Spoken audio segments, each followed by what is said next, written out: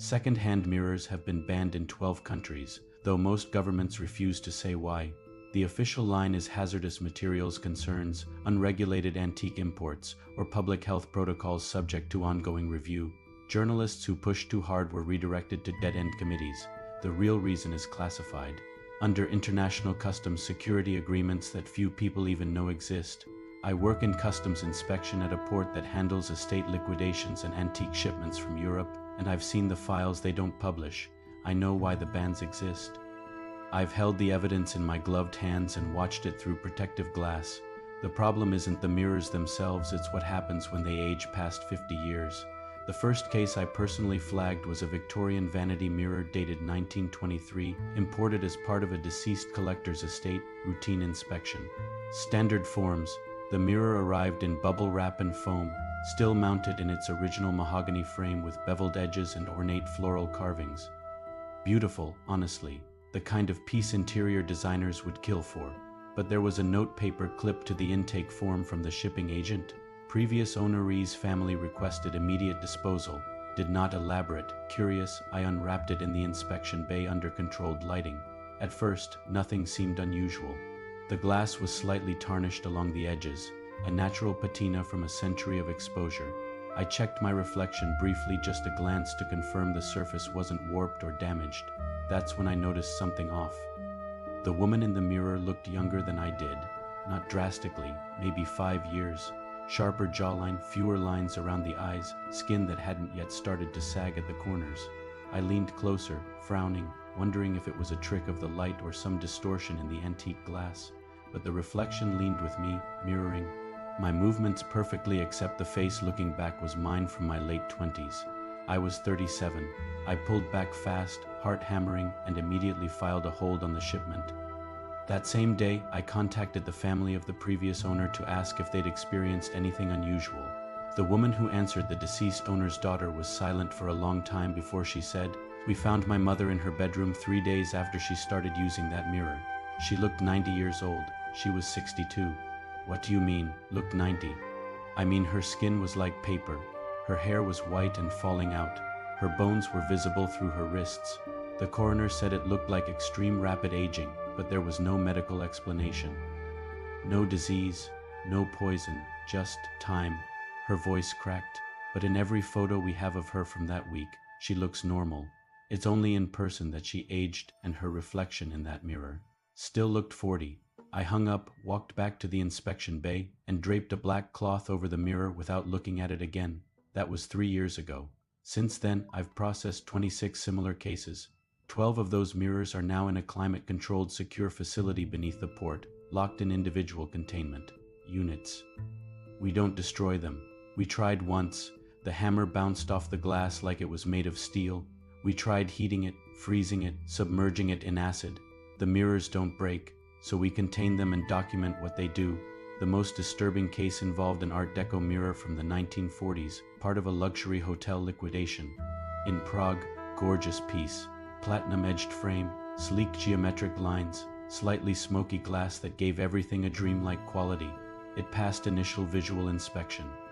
But when a colleague of mine, Daniel, a guy in his 50s who'd been doing this work for decades, stood in front of it to check for cracks, he froze. "That's not me," he said quietly. "What do you mean?" I walked over. Daniel was staring at the mirror with his hands trembling at his sides. In the reflection, someone else stood in his place. A man in his 30s with hollow eyes and a thin, tight mouth. The figure wore old-fashioned clothes, wool slacks, a button-down shirt with rolled sleeves, suspenders. He wasn't moving the way Daniel was.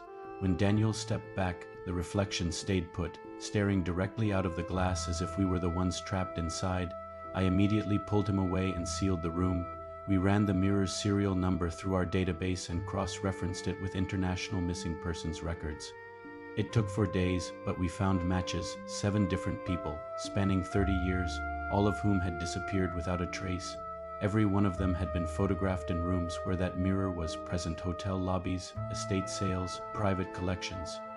In the background of those photos, their reflections were visible in the glass, but the reflections didn't match the people. Different faces, different postures, different eras. One of the missing persons, a woman named Claudia Rosen, vanished in 1959, was shown standing near the mirror in a hotel promotional photo. In the photo, she's smiling, holding a champagne glass mid-conversation. But in the mirror behind her, a gaunt man in military fatigues stares directly at the camera. No one noticed it at the time. Now we keep that photo in the case file as evidence that whatever is happening isn't new. It's been happening for decades, maybe longer, and we've only just started paying attention. We traced the previous owners of that mirror as far back as records allowed. At least 4 of them died under suspicious circumstances. Accidents that witnesses described as wrong, deaths that didn't match the scene, bodies found in places they shouldn't have been. One owner, an antique dealer in Berlin, was found collapsed in front of the mirror in his showroom. His assistant said he'd been talking to it, not to himself to it. Asking it questions and waiting, as if someone were answering from the other side. But the worst case, the one that led to the international ban talks, was a bathroom mirror from 1968, pulled from an estate in Marseille. That one didn't just show the wrong face, it moved on its own. The officer who inspected it was named Laurent.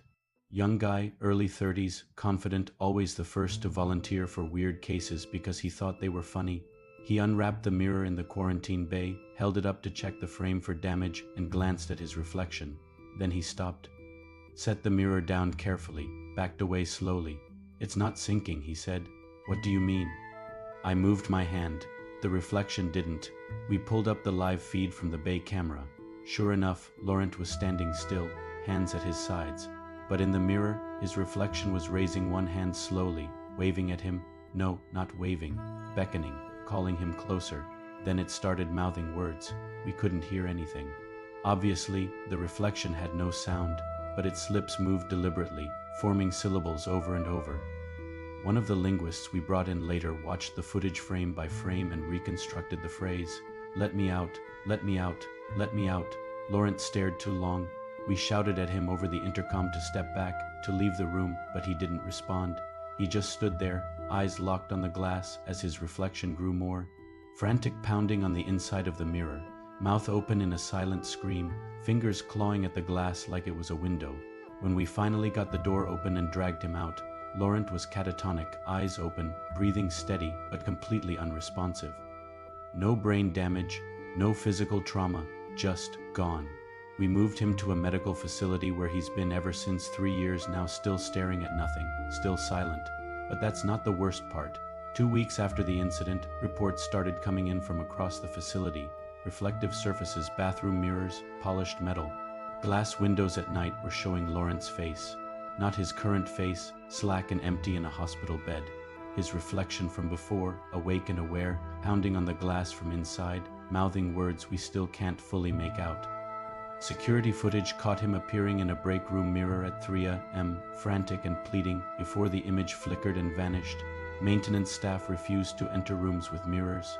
We had to cover every reflective surface in the building. The 1968 mirror is now in a lead-lined vault under constant surveillance. We don't look at it, we don't clean it, we just contain it and pray that whatever Laurent saw doesn't find a way out. After that, the ban proposals moved fast. 12 countries signed within 8 months. No second-hand mirrors over 50 years old may cross international borders. Existing antiques must be registered, documented, and in some cases, surrendered for containment. The official reason remains classified, but customs agents in the network know. We've all seen the files, we've all processed the cases. I used to think mirrors were just glass and silver, physics and light.